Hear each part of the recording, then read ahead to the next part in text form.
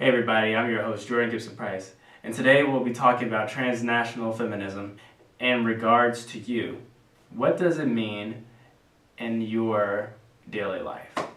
So in America we have so many different things going on in terms of the feminist movement. We have the gay marriage rights, Black Lives Matter movement, all relative to feminism. The world is in a steady race of becoming more and more progressive. And as the world has become more progressive, feminist movements have gained more traction within our daily political lives. The suffrage for not only women, but also all marginalized groups, including racial minorities, the queer society, the overall oppressed, whether it be religious-wise or educational-wise or sports-wise, maybe. One day? Maybe that's just me. There has been much in terms of progressivity for these marginalized groups. But as we know, these are some of the movements that are gaining a lot of press attention within our native regions. How is feminism being handled abroad? Abroad, we don't really get enough coverage of what people think about feminism abroad. Many scholars talk about how enveloping a more broad perspective on feminism will help heighten our awareness and help us to see differences in between the different disparities of certain individuals, being women or any minority or any press group whatsoever. For instance, Crenshaw says, "We should not limit ourselves to narrow conceptions of difference."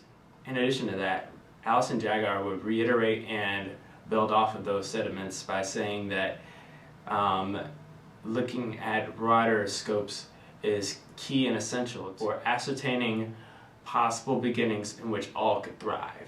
So, to bring in a scope and see how much it is relative to our own daily lives, I have interviewed several different flavors from some perspectives abroad and brought them in to see if there are any certain overlaps that might pertain to some of your peak interests, some of my peak interests, and why we should really care about these movements.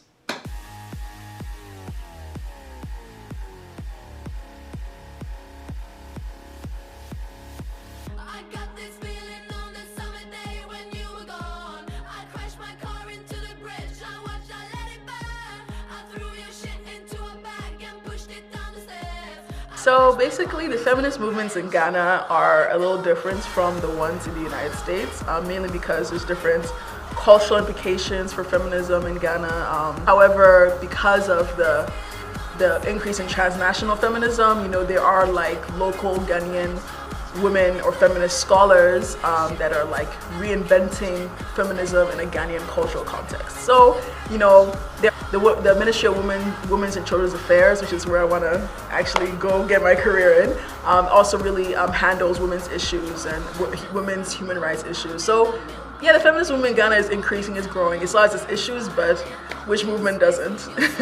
I think more people are understanding the importance of women understanding their autonomy, their rights. So more men are coming into the conversation than before. So I hope in the next 5 years we'll have more discourse on the harms of some of the traditional practices that go on in Ghana and the ways that we can reinvent human rights and women's rights issues in Ghana. Yeah. So it'd be safe to say that the feminist movements in the West have inspired feminist movements in the global South, quote unquote. However, there's a lot of critique of Western imperialism in the feminist movement, of how it's very exclusionary of women of color. So obviously the feminist movement in Ghana is more driven towards the implications of color, of race, of class, of sexuality in an African context that may not be seen in Western feminist movements. Mainly because, as I mentioned before, women of color, especially women in developing nations, their voices are not included in the global discourse on women's empowerment, on women's rights issues. So Ghana being, not only a democratic nation, but also a nation that has been spearheaded peace and freedom in Africa, in the African context as a whole. I think hearing from the women of Ghana would be instrumental in understanding how feminism, how feminism incorporates or excludes certain voices, basically. Ghana is just a very interesting country altogether, but there are cultural practices that are intrinsic to Ghana that maybe countries in the West or even other nations in Africa do not experience. So I guess it'd be important to hear about feminism and womanism, African womanism in Ghana. I think the feminist movement in the Philippines is actually very progressive. Since I've been alive, there's been 2 female presidents, and there's a very good representation within the Senate and Congress of the Philippines. There's several females running for presidency right now, and they also have very good chances of winning just because their platforms cater to a lot of the needs that a lot of Filipino women have both in the country and overseas. Although I don't think it's perfect, like we do need to improve on some parts, especially for those who live in the southern part of the Philippines, which is a lot more restrictive, and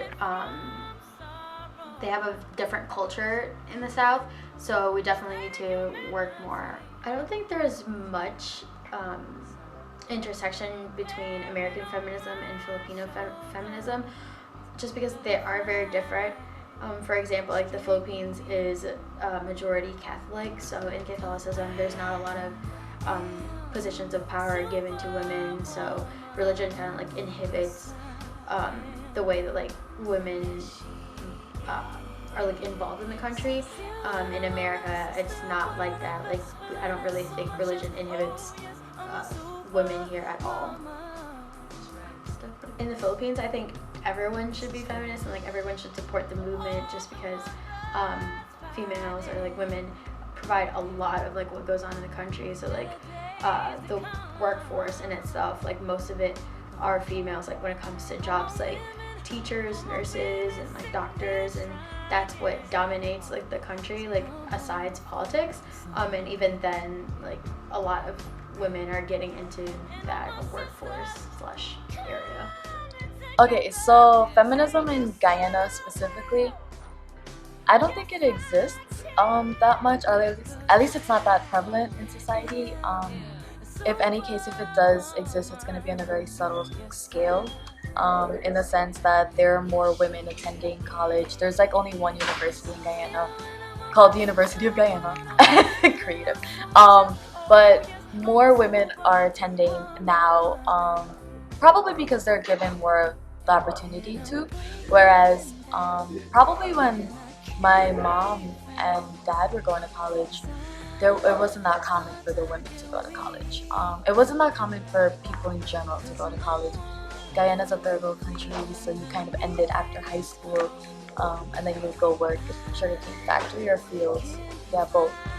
Oh my god, that sounds so third world. But my mom was at a stay-at-home mom, and that was kind of expected of her afterwards. So feminism, it exists, but it has a long way to go, in the sense of opportunities presented to women. That now there are more women attending college, and overall more people in general.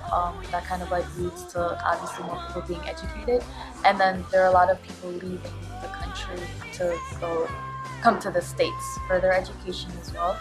So I feel like with that, hopefully there'll just be like more of a prevalent presence of feminism in the country itself, and people like women themselves are more aware of the rights that they deserve, and that the life that they're living is probably not the life that they would continue to live if they knew what society was outside of Guyana society.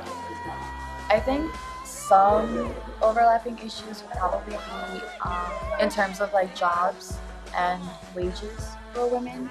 Specifically, you wouldn't see a woman holding a higher position, even like in a sugarcane factory, like just anywhere in the fields.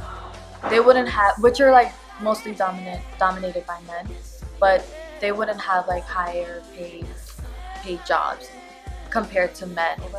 That being said, I think the feminism, there's a difference between American feminism and then there's a difference between like other countries. So like transnational and multicultural feminism, and then depending on the person themselves as well. So I think those two feminisms are very different. And they're what some women experience here in America is not the struggle of Guyanese women specifically, because of environment and society in general. Um, so I think you should support feminism because that's what a decent human being would do. Support the equality for all oppressed minority groups, which is like the only non-oppressed group is probably the white male in this world. So I just feel like that's what a decent human being should do. Whatever I say for Guyana would be the same for everywhere. Women deserve to be treated fairly, um, and given their God-given, well, I don't want to say God-given rights, but like they're like everyone has like the right to life, liberty, and property, like you know.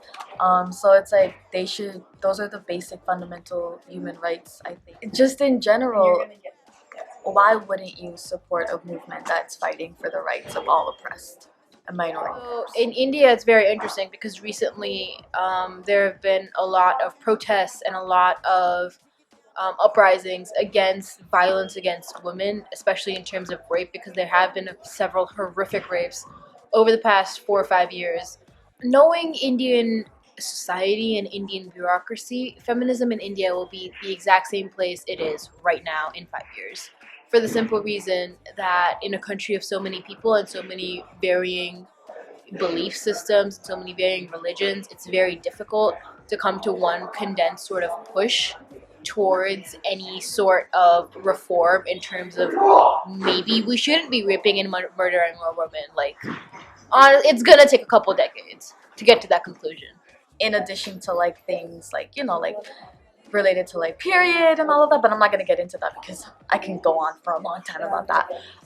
But Well, a lot of it has to do with reproductive rights in terms of the fact that women in the US and women in India are afforded very little reproductive rights of their own.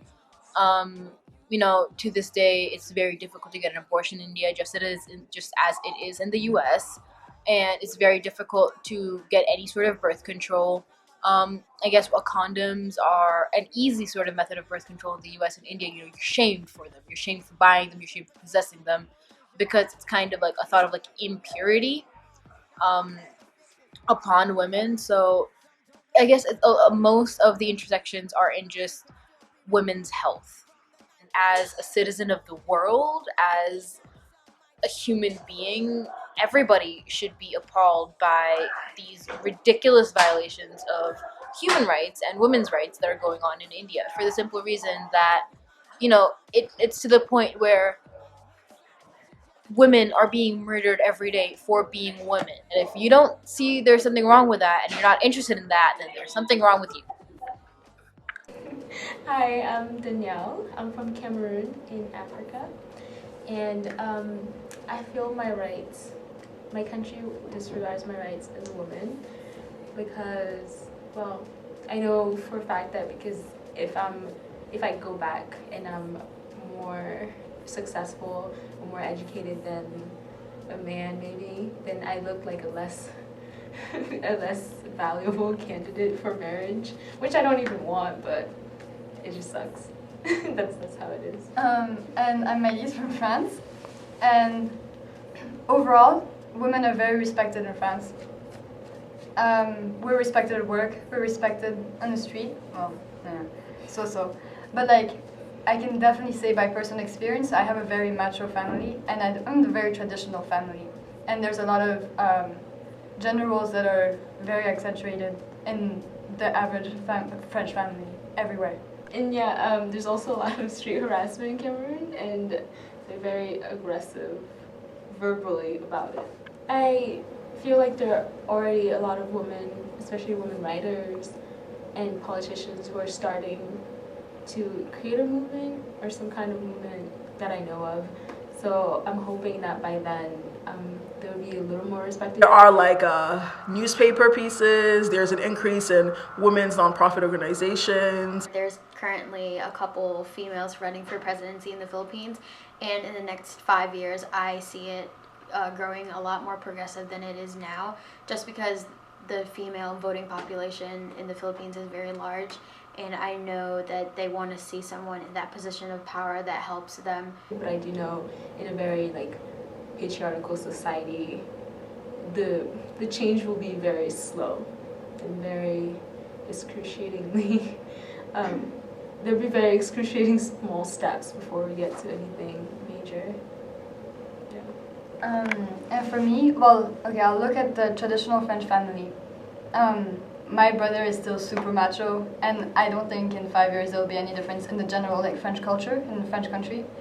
At least he doesn't make as bad jokes or as sexist jokes as my dad, but you know, you see the mentality continuing, and I see my little cousins also having that mentality. In 5 years, I don't think there'll be any big difference. I think feminism in Cameroon is common to the US, that there's that kind of trying to combat that patriarchal society. Like maybe yes, in the US it's more of like a white male, but in Cameroon it's still like a male patriarchy. And Ghana, like many other countries, is very, patriarchal, very male-driven, male-dominant. The major concerns in terms of what feminists need to achieve is just breaking down the very strong patriarchal structure of Indian society. there's also, I think there's the basic like being recognized for your efforts and being appreciated and being valued in the workplace, which is kind of a world issue. Yeah, same thing for France. Another one is the historical feminist movement. France was very similar to the American one. Yeah, so I guess that's how we intersect. So I read a book this semester. It was by Véronique Tajo, and she's from Côte d'Ivoire, and she was talking about the genocide in Rwanda, and she said it concerns all of us. So that's my answer, because everything is interconnected and it concerns us all. And you may not think it may concern you, or you may not think it relates to you, but everything in the world kind of has a very overlapping. We're all humans, we should care about each other. If you care about women, then you care about all women. Just like you care about the Malala Fund that she's doing for education, women's education around the world. Why not care about French women, Cameroonian women? I care about feminism in Cameroon because Sita Bella, who was the first Cameroonian pilot, the first Cameroonian woman filmmaker, she was just a pioneer in many artistic fields. She died with no recognition and with no like presidential like medals or whatever. And she was such a pioneer, and she needed to be recognized. And that's just kind of what happens to strong women. They just kind of aren't recognized, and that's why I need feminism. We need feminism because a lot of people think that we no longer need it, and awareness is key. I support feminism because as a woman, as a minority woman myself, I have experienced certain oppressions, and I didn't like it. And I wouldn't want other people to experience it too. I believe in feminism because I should not have to fear because of simply existing as a woman. I care about feminism in France because I am the granddaughter of a woman who ran away from home at the age of 18 so she would avoid marriage, get an education in France, and she fought in May 1968, and she stands today. She's my idol. I believe in feminism, but most of all, womanism, because of the way it looks at the way culture, race, class, sexuality all impact the way women are, the way they interact with others, the way they love, the way they protest against issues that they feel affect their communities. And I feel that feminism is an important part of a woman understanding her place in the world and what she wants to aspire to be in the future.